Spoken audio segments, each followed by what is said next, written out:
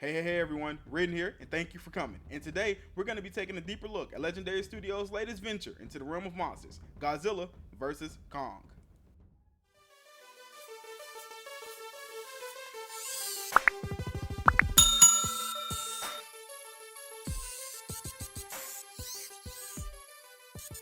Welcome back everyone, and today we come full circle as we review Godzilla vs. Kong.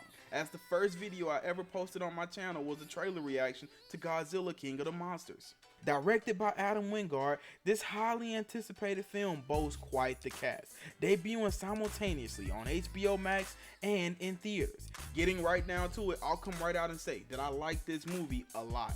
In prior films, I think it was very obvious that the film crew struggled with the proper balance of human interaction and monster screen time. And in this film, that's simply not the case. The story and plot worked well for me, although there were minor gaps in reasoning and purpose that the audience is expected to take at face value as being answered by the human characters' ever-timely exposition. It would seem that sometime after Monarch found Kong on Skull Island, he was then placed in a containment dome for his safety, as two alphas cannot coexist, and his presence alone would warrant the eventual appearance and threat of Godzilla, who reigns supreme as king. Taking place 5 years after the epic battle between Godzilla and King Ghidorah, our story centers on Team Kong, that being Gia, the last native of Skull Island and adopted daughter of Kong expert Eileen Andrews, and Nathan Lynn, played by Alexander Skarsgård, as well as Team Godzilla, which is led by Millie Bobby Brown, returning as Madison Russell, her friend Josh, played by Julian Dennison, and Brian Tyree Henry as Bernie Hayes, a disgruntled employee of Apex Cybernetics who is actually a rampant Titan conspiracy theorist and podcaster searching for answers. Essentially, Godzilla has begun randomly attacking cities, which also happen to be sites of Apex locations, which Apex CEO Walter Simmons intends to put an end to, as he recruits Nathan Lynn to employ the help of Kong to find Hollow Earth, where resides a power source that can power his unknown to the public Mecha Godzilla. It is said that Hollow Earth is home to all Titans, including Godzilla and Kong, and that the pair would have instinctual ties and senses to be able to return there. So as Team Kong ventures there to retrieve the power source under the guise to Gia and Eileen of wanting to simply return Kong home, Team Godzilla goes on the quest for answers to find out why Godzilla is now behaving so erratically and out of character. This all leads to incredible interactions and clashes between our titular characters and some pretty awesome moments. All in all, the film delivered on the basic promise that lured all of its audience to it, that being an amazing cinematic experience delivered on the back of Kong and Godzilla going to town on one another. If I were to rank this movie on a scale of 1 to 10, I would have to give it, I'd say, an 8 minimum, maybe even an 8.5 on a good day. As I said before, it hummed along seamlessly, without all of the wasted time of trying to make us care for some ill-contrived storyline with the human characters. The movie was about the Titans, and really centered and focused on them solely.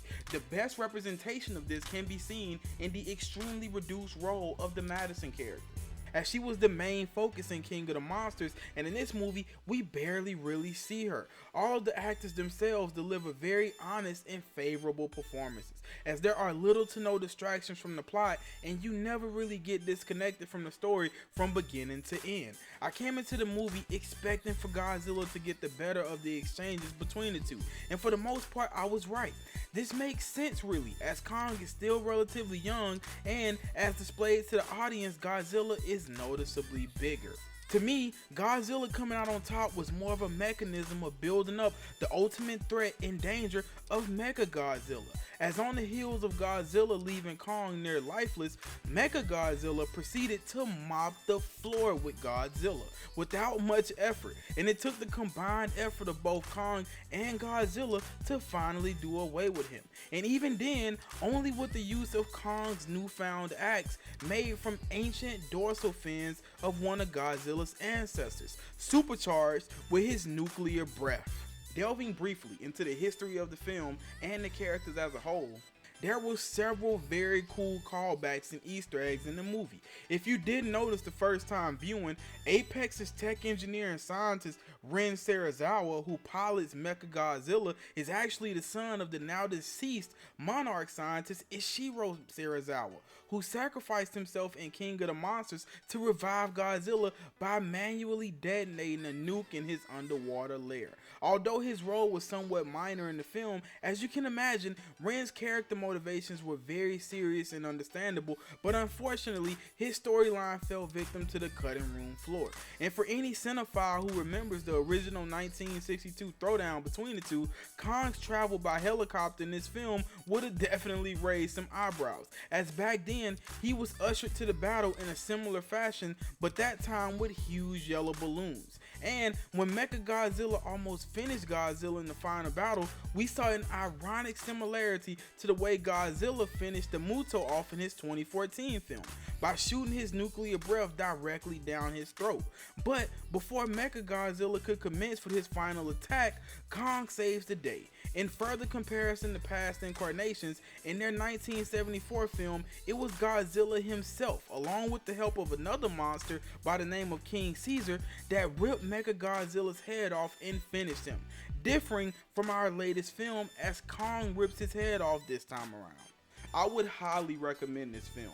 While not perfect, I don't believe anyone went into it expecting it to be. These movies have a very clear and obvious purpose, and I believe as long as they stick to the script, it's hard for them not to excel in that regard. From here, I don't really know where the MonsterVerse can really go.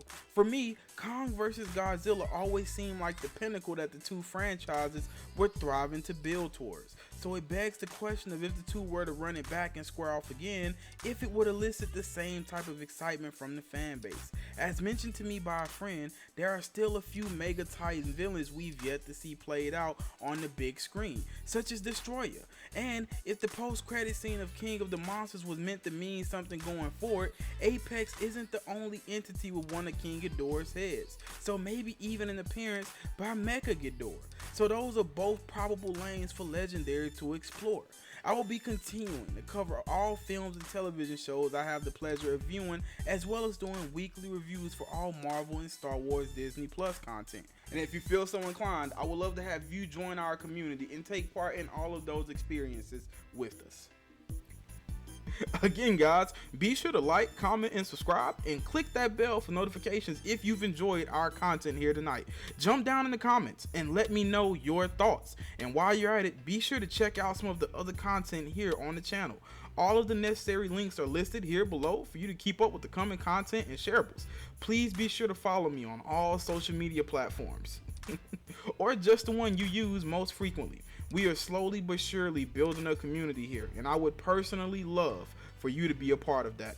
And last but not least, we have a merch store. So whether you see something you like or just simply want to support the channel, head on over to our shop and grab something, or grab everything.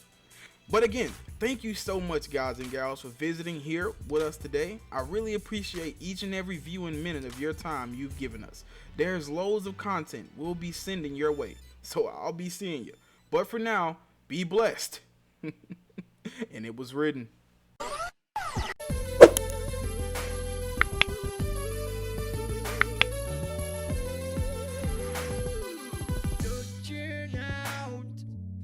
Across the nighttime, the city sleeps inside. Yeah, hear her voice, shake my window, sweet seduce inside. Yeah, send me out into the nighttime.